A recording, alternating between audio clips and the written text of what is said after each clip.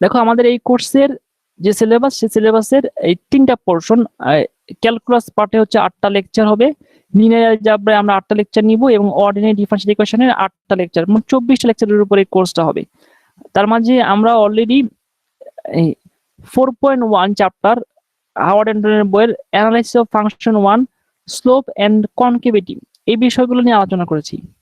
এই slope and কনকেভিটিতে আমরা এখানে increasing function, decreasing function, concave up এবং কনকেভ ডাউন, ম্যাক্সিমাম, মিনিমাম এবং পরের চ্যাপ্টারে গিয়ে মিডল এক্সট্রিমাতে গিয়ে ম্যাক্সিমাম, মিনিমাম এবং পলিনোমিয়াল ফাংশনের গ্রাফ ড্র করছি। এটা ছিল আমাদের মোটামুটি 4.1 4.2 এর চ্যাপ্টার। এখানে আরো ছিল ক্রিটিক্যাল পয়েন্ট, ইনফ্লেকশন পয়েন্ট, এই ইনফরমেশনগুলো এখানে ছিল। এই বিষয়গুলো নিয়ে আমাদের অলরেডি পড়ানো শেষ এবং আজকের ক্লাসে পরীক্ষা নেওয়া কথা ছিল, কিন্তু আজকের কোনো কারণে আমরা পরীক্ষা নিতে পারিনি। পরে আমরা হয়তো পরীক্ষা নিব বা চিন্তা করব, যে বিষয়ে আমরা ইতিমধ্যে অনেকক্ষণ কথা বললাম। এখন আজকের ক্লাসে আমরা শুরু করব হচ্ছে হাওয়ার্ড অ্যান্ডারসনের বইয়ে 13.3 চ্যাপ্টারের পার্শিয়াল ডেরিভেটিভ।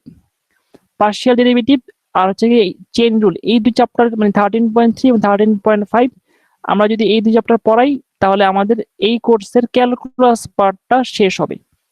পরবর্তীতে গিয়ে আমরা লিনিয়ার অ্যালজেব্রা শুরু করব, তারপরে গিয়ে আমরা অর্ডিনারি ডিফারেনশিয়াল ইকুয়েশন শুরু করব। মানে হচ্ছে 3 টাইপের কোর্সের কম্বিনেশনে এই কোর্সটা তৈরি হয়েছে। ক্যালকুলাস থেকে কিছু অংশ নেওয়া হয়েছে, লিনিয়ার অ্যালজেব্রা থেকে কিছু অংশ নেওয়া হয়েছে এবং অর্ডিনারি ডিফারেনশিয়াল ইকুয়েশন থেকে কিছু অংশ নেওয়া হয়েছে। এভাবেই আমাদের আসলে এই কোর্সটা তৈরি করা হয়েছে। আমরা এই কোর্সের প্রথম পার্টে আছি ক্যালকুলাস, যেটা আমরা পড়াচ্ছি হাওয়ার্ড অ্যান্ডারসনের বই থেকে। আজকের লেকচারে আমরা পার্শিয়াল ডেরিভেটিভ শুরু করব, মানে 13.3 চ্যাপ্টার। সিলেবাসে কোথা থেকে পড়াচ্ছি এই বিষয় নিয়ে কারো কোনো কনফিউশন কি আছে? No sir. আচ্ছা, কনফিউশন নাই। আজকে আমার এখানে সম্ভবত নেটে একটু সমস্যা হচ্ছে, তো পড়ানোর সময় তোমরা যদি না বুঝতে পারো আমি একটু স্লো পড়াবো, তাহলে আমাকে একটু বলবো যে আমি যেটা বুঝতে পারতেছি না, আমি আবার রিপিট করব। আর এখানে সম্ভবত একটু মানে আবহাওয়া একটু মেঘলা আবহাওয়া এবং কালকে রাতে থেকে নেটের অবস্থা একটু খারাপ দেখতে পাচ্ছি। তারপরেও এই তোমাদের সমস্যা যাতে না হয় সেভাবে আর কি পড়াটা দেখবা। আচ্ছা, আমি একটু পিছন থেকে শুরু করি। এর আগের কোর্সে তোমরা ফান্ডামেন্টাল ক্যালকুলাস পড়ে আসছো, সেখানে ফাংশনের ডেফিনেশন জানো। আমরা সেই ফাংশনটাকে আবার একটু মনে করাই দেওয়ার চেষ্টা করি। ফাংশন হচ্ছে একটা ওয়ান কাইন্ড অফ রিলেশন, দুটো ভেরিয়েবলের মধ্যে রিলেশন। মনে করো y equal to f of x, এই একটা ফাংশন। এই রিলেশনে বলো তো এখানে ইন্ডিপেন্ডেন্ট ভেরিয়েবল কোনটা? স্যার x আর ডিপেন্ডেন্ট ভেরিয়েবল y। তার মানে হচ্ছে এই রিলেশনে আমি x এর ভ্যালু যদি ইনপুট দেই তাহলে y এর ভ্যালু আমি আউটপুট হিসেবে পাই। আর এখানে আমরা বলি y as a function of x। তার মানে হচ্ছে এখানে y এর মানটা ডিপেন্ড করবে x এর উপর। এই ধরনের ফাংশনে আমরা যখন ডিফারেন্সিয়েট করি তখন আমরা সাধারণত x এর রেসপেক্টে ডিফারেন্সিয়েট করি। মনে করো ডিফারেন্সিয়েশন করে আমরা বের করি dy বাই dx, অথবা আমরা সাধারণত লিখি f প্রাইম x, অথবা আমরা লিখি y প্রাইম x। সবগুলো same meaning. dy by dx, f prime x, y prime, এই সবগুলোর মিনিং হচ্ছে differentiation with respect to independent variable x। y কে x এর সাপেক্ষে আমরা ডিফারেন্সিয়েট করতেছি। অথবা আমরা এটাকে বলি যে রেট অফ চেঞ্জ। আমরা আরো স্পেসিফিক ভাবে যদি বলি আমরা বলি ইনস্ট্যান্টিনিয়াস রেট অফ চেঞ্জ বা তাৎক্ষণিক পরিবর্তনের হার। আরো যদি আমরা এখানে ইনফরমেশন চিন্তা করি তাহলে আমরা বলি কোন একটা ফাংশনের গ্রাফের কোন পয়েন্টে ট্যানজেন্ট লাইনের স্লোপের মান, গ্রেডিয়েন্টের মান হচ্ছে f প্রাইম x অথবা dy বাই dx অথবা y প্রাইম। ডিফারেন্সিয়েশন এই ব্যাপারটা নিয়ে কারো কি কোনো কনফিউশন আছে? No sir. আচ্ছা, এখন আমরা আসলে মাল্টি ভেরিয়েবল ফাংশন সম্বন্ধে একটু জানবো। মাল্টি ভেরিয়েবল ফাংশন বলতে আমরা কি বুঝি? মাল্টি ভেরিয়েবল ফাংশনটা হচ্ছে মোর দেন ওয়ান ভেরিয়েবলের উপর কোনো ভেরিয়েবল যদি ডিপেন্ড করে। For example z equal to f x y। আচ্ছা বলো তো এখানে x এবং y হচ্ছে ভেরিয়েবল, জিরো ভেরিয়েবল। আমরা এখানে x কে এবং y কে ইন্ডিপেন্ডেন্ট ভেরিয়েবল চিন্তা করলাম, আর z হচ্ছে ডিপেন্ডেন্ট ভেরিয়েবল। তার মানে x y এর উপর ডিপেন্ড করে z। এই ধরনের ফাংশনকে বলা হয় মাল্টি ভেরিয়েবল ফাংশন। মানে z x এবং y এর উপর ডিপেন্ড করে। আমরা একটা এক্সাম্পল দেই, z equal to f x y equal to x square plus y square plus 1 for example. আচ্ছা তাহলে বলো তো z equal to f 1 2 কত হবে, মানে x এর ভ্যালু 1 y এর ভ্যালু হচ্ছে 2, তাহলে কত হবে বলো তো একটু। 3 Sir, 1 square plus 2 No. square plus 6 4 4 না 6 আচ্ছা তাহলে তাহলে আমি কি এটা বলতে পারি যে x এর ভ্যালু 1 এবং y এর ভ্যালু 2 ইনপুট দিলে z এর ভ্যালু 6 পাওয়া যাবে? স্যার জি স্যার। আচ্ছা এভাবে অনেকগুলো রিলেশন তৈরি হতে পারে মাল্টিভেরিয়েবল ফাংশন। দেখো আমরা এভাবে লিখতে পারি z equal to x square plus y square plus 1, or আমরা এভাবে লিখতে পারি fxy equal to x square plus y square plus 1। এভাবে সিম্বলিক ভাবে আমরা রিপ্রেজেন্ট করতে পারি। মাল্টিভেরিয়েবল ফাংশন হচ্ছে যদি একটা ফাংশন দুইটা ভেরিয়েবল বা তার চেয়ে বেশি ভেরিয়েবলের উপর ডিপেন্ড করে, তাই সেই ধরনের ফাংশনকে বলা হচ্ছে মাল্টিভেরিয়েবল ফাংশন। এখানে x এবং y হচ্ছে ইন্ডিপেন্ডেন্ট ভেরিয়েবল আর z হচ্ছে ডিপেন্ডেন্ট ভেরিয়েবল। x এর ভ্যালু ইনপুট দিলে এবং y এর ভ্যালু ইনপুট দিলে z এর ভ্যালু পাওয়া যাচ্ছে। এই বিষয়টা নিয়ে কারো কি কোনো কোশ্চেন আছে? না স্যার। না স্যার আচ্ছা আমরা পড়াচ্ছিলাম পার্শিয়াল ডেরিভেটিভ, তার মানে একটা ফাংশনকে আমরা ডিফারেন্সিয়েট করব, পার্শিয়ালি করব। পার্শিয়াল শব্দটার অর্থ কি? পার্শিয়াল শব্দটা হচ্ছে আমরা কমপ্লিটলি ডিফারেন্সিয়েট করতেছি না, শুধুমাত্র একটা ভেরিয়েবলের সাপেক্ষে বা রেসপেক্টে করতেছি। তোমাদেরকে একটু বইয়ের চ্যাপ্টারটা দেখাই আসি, chapter number 13.3, chapter number 13.3 partial derivative. Howard অ্যান্ডারসনের বইয়ের page number 927, 927, chapter 13.3 partial derivative থেকে পড়াচ্ছি। তার মানে আমরা যেহেতু ডেরিভেটিভ পড়াবো, তার মানে হচ্ছে আমাদেরকে এই ফাংশনটাকে ডিফারেন্সিয়েট করতে হবে। তাহলে ডিফারেন্সিয়েট যদি করতে হয়, z equal to f x y, x এবং y এর উপর ডিপেন্ড করে। আমরা জানি ডিফারেন্সিয়েশন সাধারণত ইন্ডিপেন্ডেন্ট ভেরিয়েবলের সাপেক্ষে রেসপেক্ট হয়। এখানে তো ইন্ডিপেন্ডেন্ট ভেরিয়েবল দুইটা, x এবং y। এই জন্য আমরা ডিফারেন্সিয়েট করার সময় পার্শিয়ালি যেহেতু ডিফারেন্সিয়েট করব, এই জন্য আমরা x ভেরিয়েবলের সাপেক্ষে যখন করব বা x ভেরিয়েবলের রেসপেক্টে যখন ডিফারেন্সিয়েট করব z কে, তখন y কে আমরা কনস্ট্যান্ট হিসেবে চিন্তা করব। আমরা কি লিখতে পারি? Delta z by delta x equal to delta f by delta x equal to f x x y। সবগুলো সেম মিনিং। দেখো তো বুঝতে পারো কিনা? সিম্বলিকে এই সিম্বলটাকে বলা হচ্ছে ডেল্টা।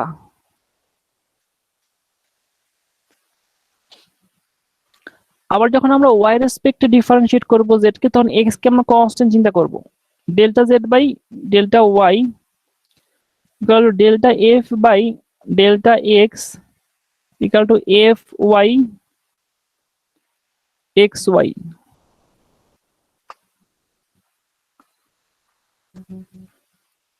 দেখো তো সবাই বুঝতে পারো কিনা ইনফরমেশনটা? স্যার কোনটাকে কনস্ট্যান্ট নিলেন স্যার? সরি আমি কোশ্চেন মিস করছি, আবার বলো। স্যার কনস্ট্যান্ট নিলেন স্যার কোনটাকে? তুমি যখন x এর রেসপেক্টে ডিফারেন্সিয়েট করবা z কে, z ভেরিয়েবলকে, তখন y কে কনস্ট্যান্ট হিসেবে চিন্তা করবা। আবার যখন y কে তুমি ডিফারেন্সিয়েট করবা with respect two z K differentiate করবা উইথ রেসপেক্ট টু y, তখন x কে কনস্ট্যান্ট হিসেবে কনসিডার করবা। আচ্ছা স্যার, তাহলে যে সেকেন্ড যে ইকুয়েশনটা, হ্যাঁ ওইটার মধ্যে delta f by delta y হলো না কেন? হ্যাঁ হ্যাঁ, না ওটা y হবে, y হবে, y হবে, আচ্ছা এটা y হবে।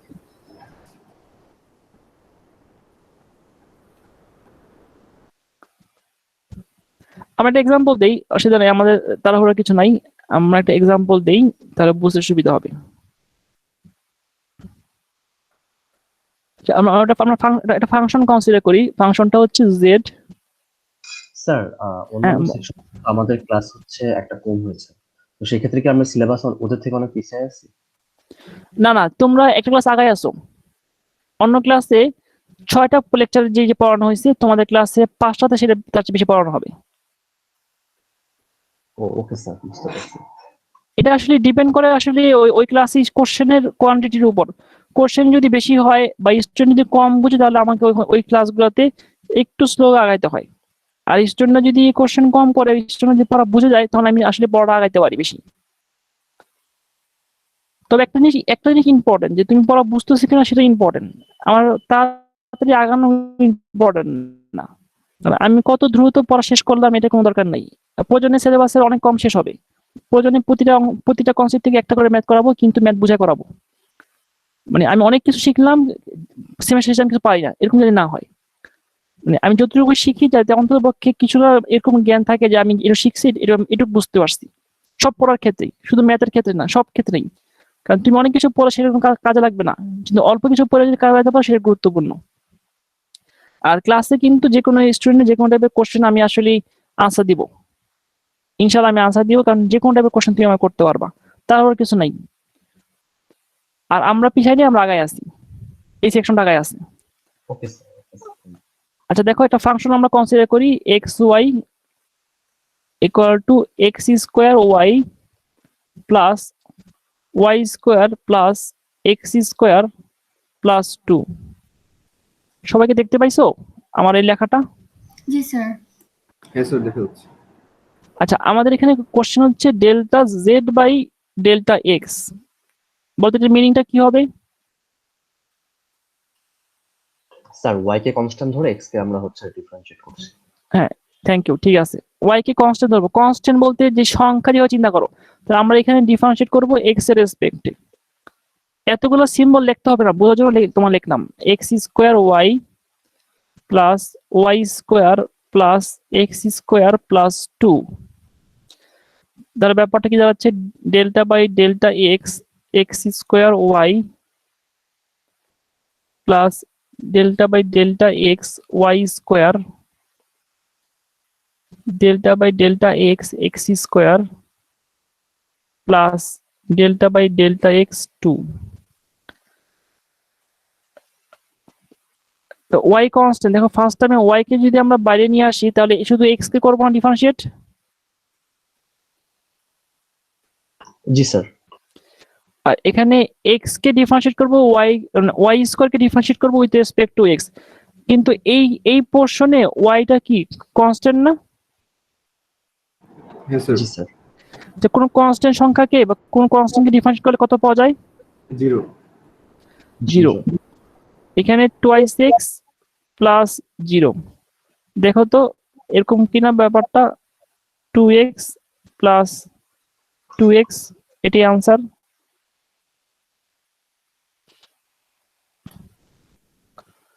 সবাই 1 মিনিট ম্যাথটা দেখো, তারপরে কোশ্চেন আনসার দিচ্ছি।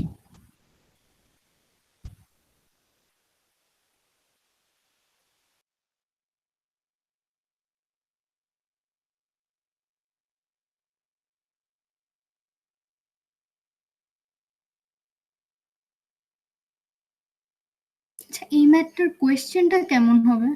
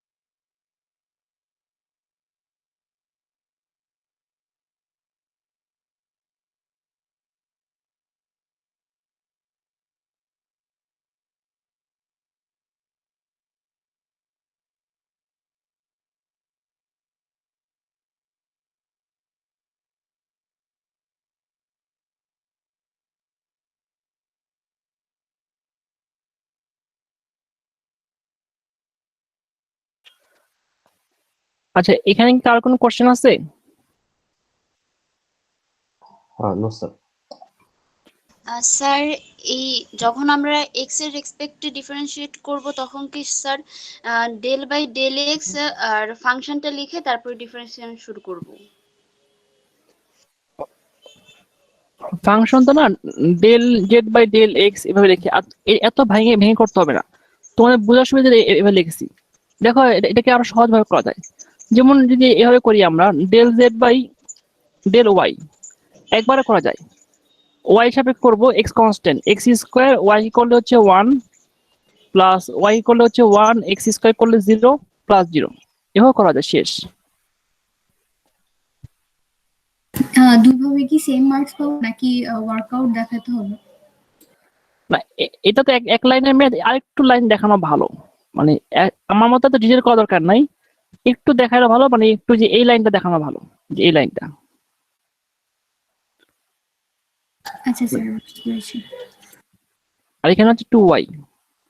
স্যার অনেক সময় তাড়াহুড়ার কারণে হচ্ছে মানে দুই লাইন করা যায় না, ওই ক্ষেত্রে কি স্যার মার্ক কাটা হবে? একটু দেখা দেখায়, খুব বেশি মার্ক কাটা হবে না, কারণ হচ্ছে আর একদম না বুঝতে পারলে হচ্ছে কি এক লাইন বেশি লেখা ভালো, কারণ তাহলে বুঝতে পারছি স্টুডেন্ট ম্যাথটা বুঝে করছে। এখন তো আসলে অনলাইনে যে সমস্যাটা হয় যে অনেকে শুধু আনসারটা লেখে, কারণে বুঝতে একটু কষ্ট হয় যে সে আসলে ম্যাথ করতে পারছে না, বুঝতে পারছে না, সরাসরি আনসার লিখছে। কারণ দেখো তুমি যদি সরাসরি এই লাইনটা লেখো এই এই ম্যাথের ক্ষেত্রে, তাহলে আমি আসলে অনেক কিছু কম বুঝবো। এই লাইনটা যদি লেখো এই লাইনের পর থেকে, এই যে মাঝখানে যে জিরো হয়েছে কেন হয়েছে, এই জিনিসগুলো লজিক গুলো আসলে মিস হয়ে যাবে। এই জন্য অল্প একটু হইলেও দুই লাইন লেখা ভালো, সরাসরি আনসারটা লেখা উচিত না। যেটা আমি যেটা দেখছি এটা লেখা উচিত না। কেন লেখা উচিত আমি তোমাদের বোঝার জন্য বললাম, কারণ এটা যদি সরাসরি লেখো তাহলে কোনটা কেন জিরো হয়েছে জিনিসটা বুঝতে একটু কঠিন হয়ে যাবে।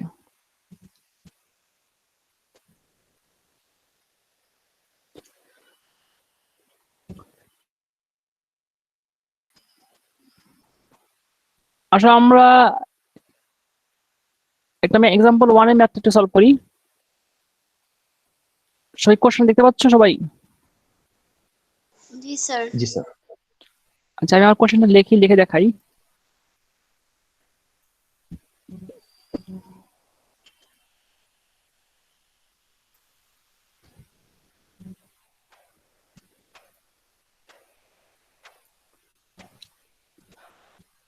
দেখো এখানে একটা ফাংশন দেওয়া আছে f x y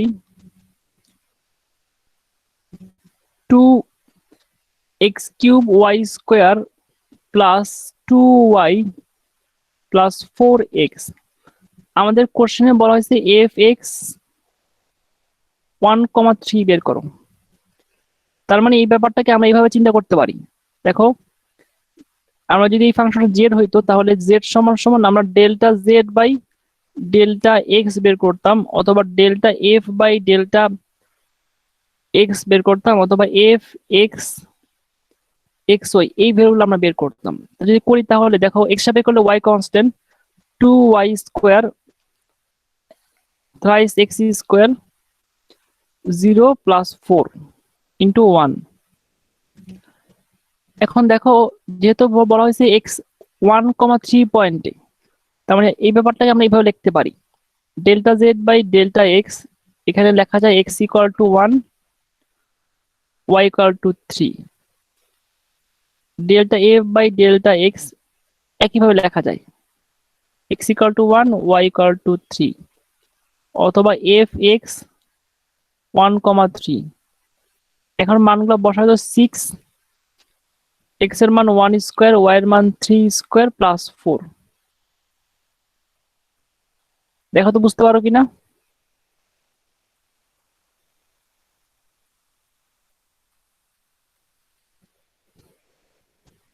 স্যার এগুলো যে কোনো একটা লিখলেই হবে না? হ্যাঁ, যেগুলো একচুয়ালি হবে, তোমাদের বোঝানোর জন্য লেখছি এতগুলো। Okay sir. স্যার দ্বিতীয় লাইন বুঝতে পারি নাই স্যার। এই স্যার দেখো মান বসানো এখানে স্যার। ব্যাপারটা হচ্ছে কি, সবাই দেখতে পাচ্ছ এই স্ক্রিনটা? জি স্যার। এখানে দেখো পার্শিয়াল ডেরিভেটিভ নোটেশন দেওয়া আছে। দেখো z ইকুয়াল টু f(x) এটা ফাংশন, এই ফাংশনের পার্শিয়াল ডেরিভেটিভ কিভাবে রিপ্রেজেন্ট করা যায়। আর যদি কোনো পয়েন্টে সেই পার্শিয়াল ডেরিভেটিভ বের করতে বলা হয় তাহলে সেই পয়েন্টগুলোকে এইভাবে সিম্বলিক নোটেশন লেখা যায়।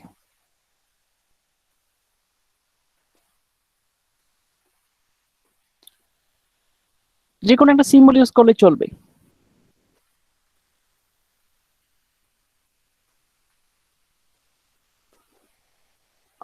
আচ্ছা, পরের ম্যানটা দেখা যায় বুঝতে সুবিধা হবে।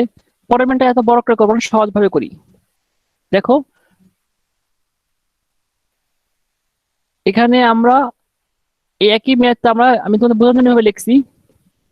যদি এফ ওয়াই এক্স ওয়াই বের করি, মানে ওয়াই রেসপেক্টে করব, তো x constant 2x³ 2y plus 2 plus 0।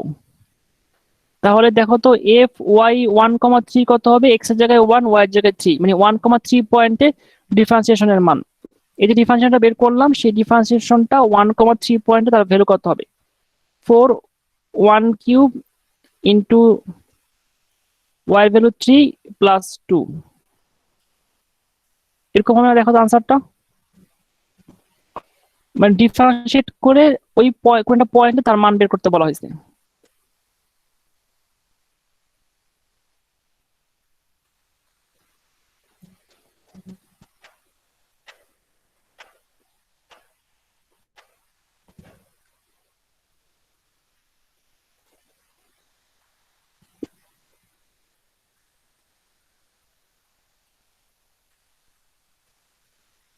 কারো কোনো কোশ্চেন আছে এখানে? না স্যার। ব্যাপারটা এরকম ছিল, একটা ফাংশনকে তুমি এক্স এর সাপেক্ষে পার্শিয়ালি ডিফারেন্সিয়েট করবা, ডিফারেন্সিয়েট করে 1,3 পয়েন্টে সেই ডিফারেন্সিয়েশনের ভ্যালুটা বের করবা। আর আমরা জানি হচ্ছে ডিফারেন্সিয়েশন হচ্ছে স্লোপ বের করা বা গ্রেডিয়েন্ট বের করা। Similarly f equal to f x y, এই ফাংশনটা ওয়াই এর সাপেক্ষে আমরা যদি ডিফারেন্সিয়েট করি তাহলে এখানে আমরা দেখতে পাচ্ছি যে যা পাচ্ছি, এবং সেই ডিফারেন্সিয়েশনে 1,3 যদি আমরা বসাই তাহলে স্লোপের মান বের করতে পারবো 1,3 পয়েন্টে।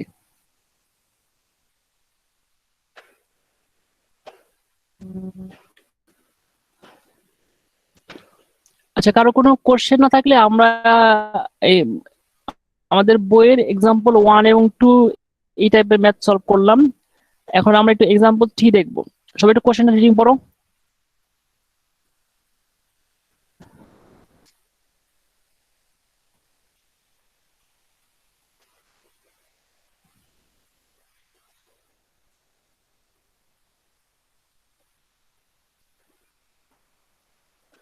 সবাই কোশ্চেন রিডিং পড়ছো?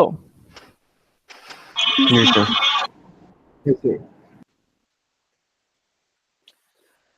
আচ্ছা, তাহলে আমরা এখন এই ম্যাথটা সলভ করে দিই।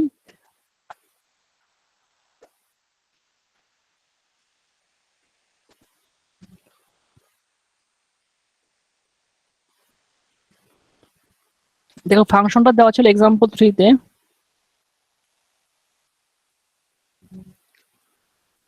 z equal to x to the power 4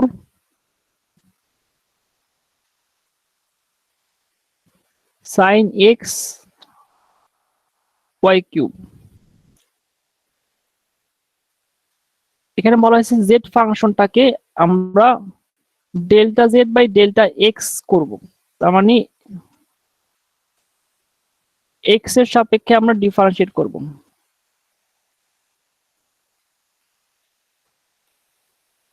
তুমি এখানে x ছাড়া বাকি সবগুলাকে তুমি কি চিন্তা করবা? বাকি সবগুলাকে তুমি চিন্তা করবা হচ্ছে কনস্ট্যান্ট। কনস্ট্যান্ট। এখানে তুমি x পাচ্ছ আর এখানেও x আছে, মানে সম্পূর্ণটা x পাচ্ছি। তার মানে একটাকে u ধরো আর একটাকে v কনসিডার করো। তো ডিফারেন্সিয়েট করার সময় ইউ টার্মটাকে যদি আমরা এখানে রাখি তাহলে কি হবে? অন্য কালার ইউজ করি। দেখো x to the power 4 x sin x y cube plus v ফাংশনটা যদি এখানে রাখি sin x y cube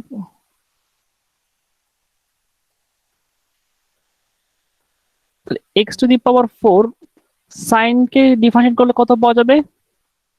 cos x y cube. আবার আমাদের চেইন রুলের নিয়ম অনুসারে ডেল্টা এক্স এক্স ওয়াই কিউবকে ডিফারেন্সিয়েট করতে হবে, plus sine x y cube 4x cube. দেখো এরপর যদি আমরা ডিফারেন্সিয়েটটা কমপ্লিট করি তাহলে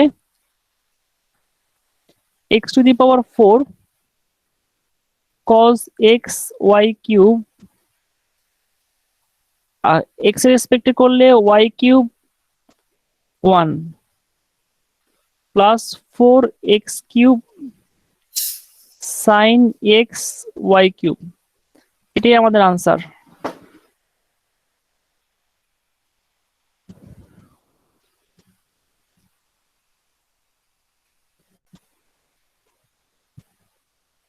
সবাই একটু এই ম্যাথটা 1 মিনিট দেখো, তারপরে আমি কোশ্চেন আনসার দিচ্ছি আবার।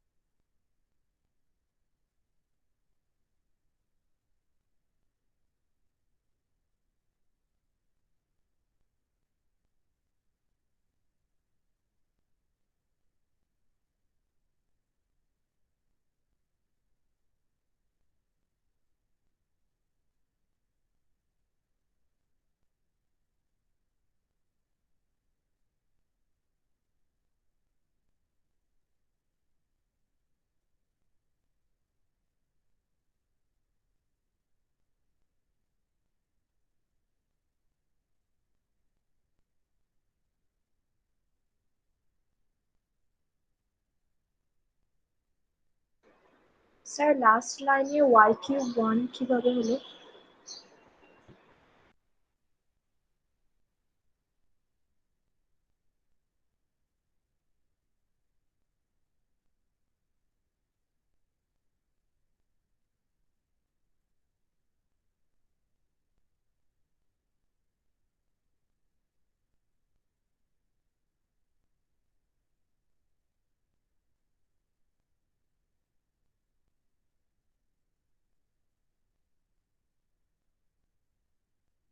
আচ্ছা, এই ম্যাথে কারো কি কোনো কোশ্চেন আছে?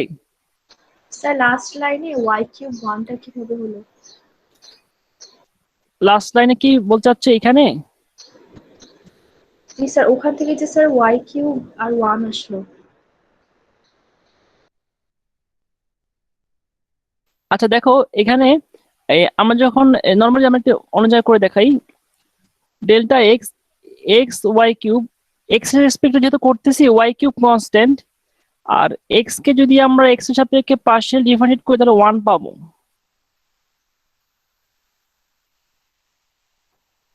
জি স্যার।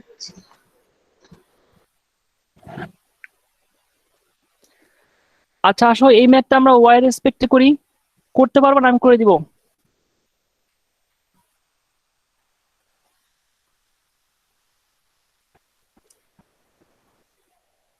স্যার করতে পারবো। আচ্ছা দেখো এটা একইভাবে ইউভি মেথডে করতে পারো, অথবা সরাসরি যদি করো, আমি একটু পাশে করে দেই। এখানে জেড কে ওয়াই এর সাপেক্ষে যখন আমরা করি তখন x constant x to the power 4 বাইরে থাকবে, তাহলে শুধুমাত্র আমাদের এখানে ওয়াই যেখানে আছে আমরা সেই ওয়াই কে করব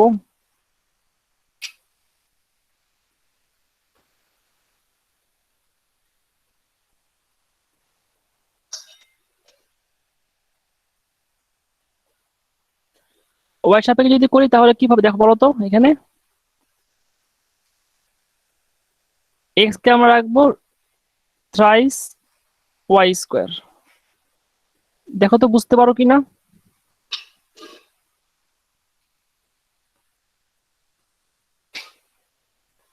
জি স্যার, ক্লিয়ার।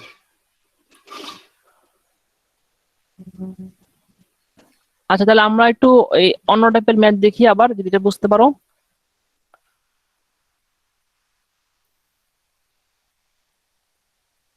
সবাই একটু এক্সাম্পল 5 কোশ্চেনের রিডিং পড়ো।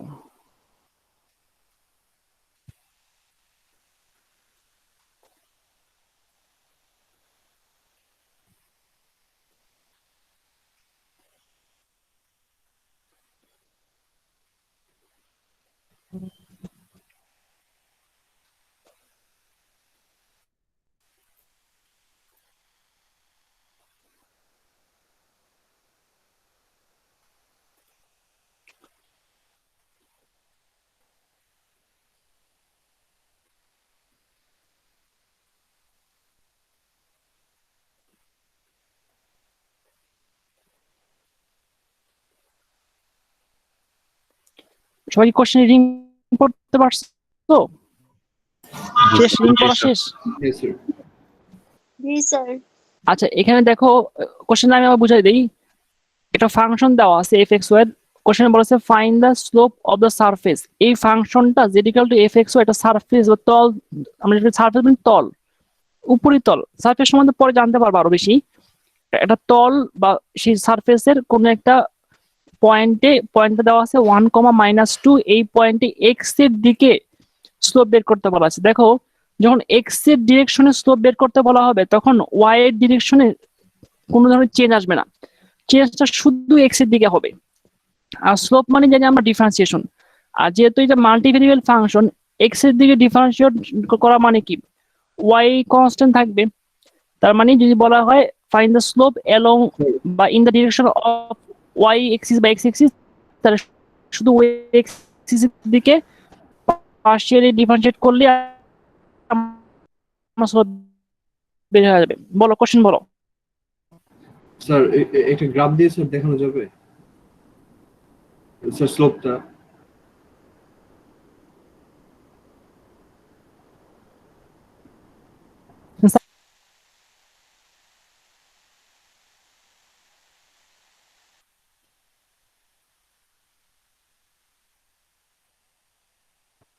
স্যার কিছু বলেন স্যার, আমি অনেকটা এরকম। আর এই গ্রাফ যদি, কিন্তু নর্মালি হাতে এই গ্রাফ রাখতে পারি না। এই গ্রাফ আমি তোমাদেরকে একে দেখাতে পারবো অন্যভাবে, দাঁড়াও আমি দেখাচ্ছি একে।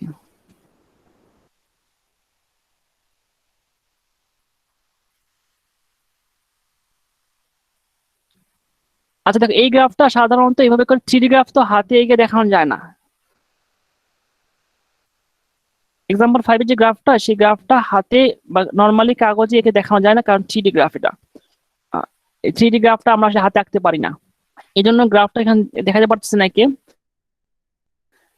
কিন্তু আমরা বলতে পারবো যে এই ফাংশনে 1,-2 পয়েন্টে স্লোপের মান বের করার জন্য এক্স এর ডিরেকশনে এক্স হিসাবে ডিফারেন্সিয়েট করতে হবে।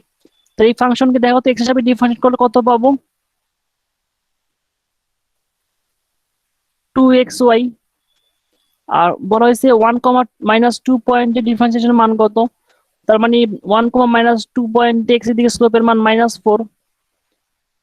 আবার দেখো এই ফাংশনটাকে যদি আমরা ওয়াই এর সাপেক্ষে ডিফারেন্সিয়েট করি তাহলে পাচ্ছি হচ্ছে x square plus 15 y square. 1,-2 পয়েন্টে তার ভ্যালু হচ্ছে 61। সবাই একটু ম্যাথ রিডিং পড়ো তো, কোশ্চেন সাথে সাথে সলিউশন সহ, তারপর আবার আনসার দিচ্ছি।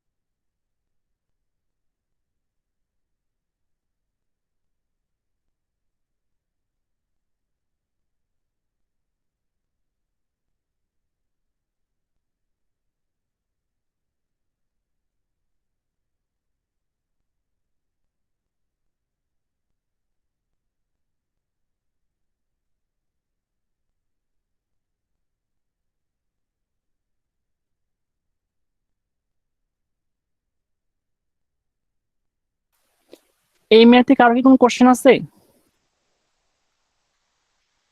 স্যার ওই যে শেষের লাইন থেকে এইটা বলছে যে স্যার এক্স এর মান পার ইউনিট বাড়ার সাথে সাথে sir Z is decreasing at the rate of 4, মানে 4 ইউনিট করে স্যার কমতেছে, এমনটা বলছে।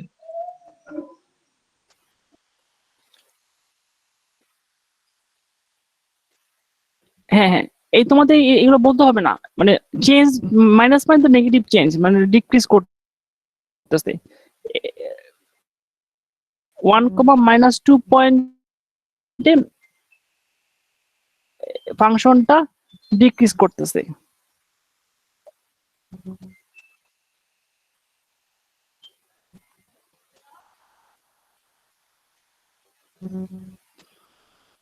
হ্যাঁ, আর কার কোনো কোশ্চেন আছে?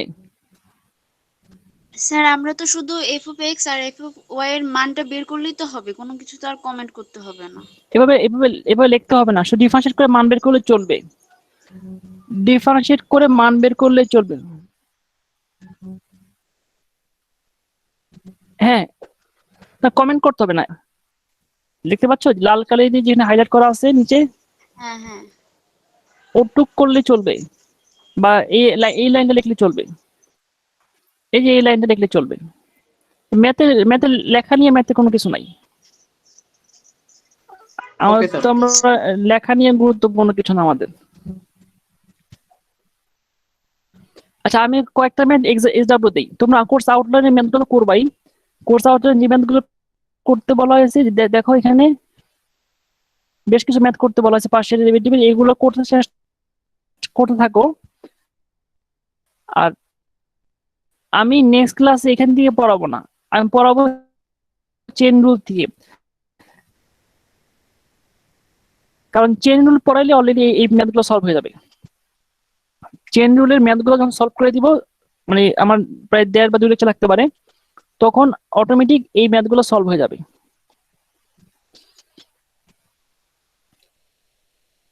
আচ্ছা, আমি দুইটা ম্যাথ এসডব্লিউ দেই, ওগুলো ছাড়াও তোমরা বাসায় একটু চেষ্টা করবা।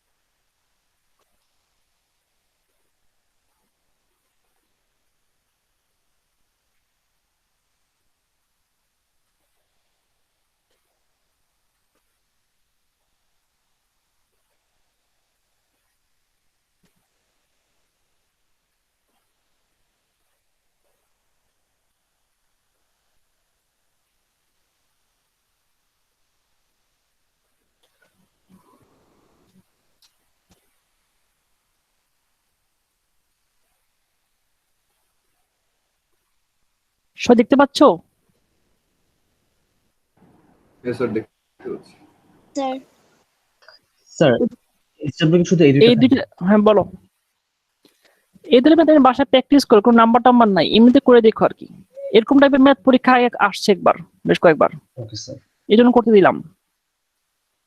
মানে পরীক্ষায় এরকম ধরনের ম্যাথ পরীক্ষায় আসে, এর আগের সেমিস্টার গুলোতে বেশ কয়েকবার পাওয়া গেছে এই ধরনের ম্যাথ। হ্যাঁ বলো নাজমুস সাকিব, বলো।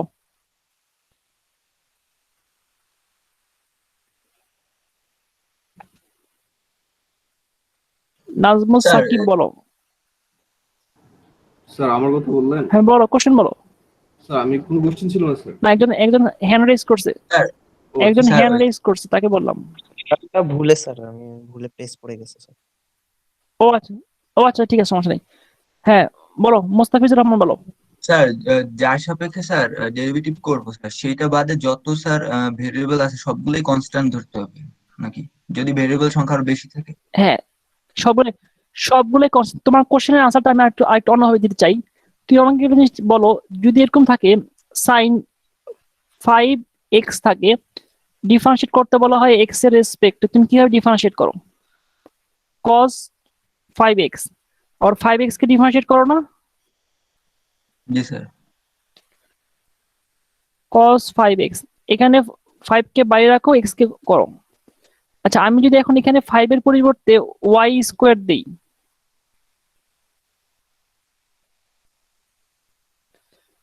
তাহলে সবকিছু সেম হয়ে যাবে না? কনস্ট্যান্ট ভাবে কাজ করছে।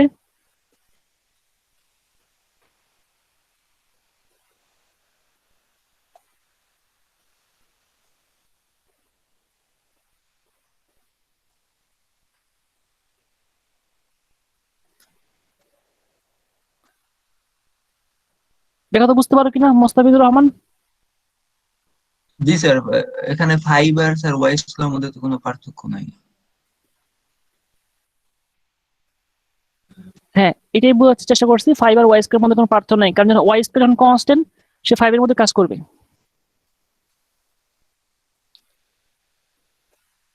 মানে একটা কনস্ট্যান্ট একটা ম্যাথে যেভাবে আসলে তাকে আমরা ডিল করি, আমরা এখানে ভেরিয়েবলটাকে কনস্ট্যান্ট চিন্তা করে সেভাবে তাকে ডিল করব।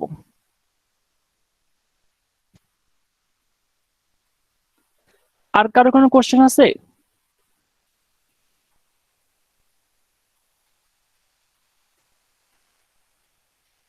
না স্যার।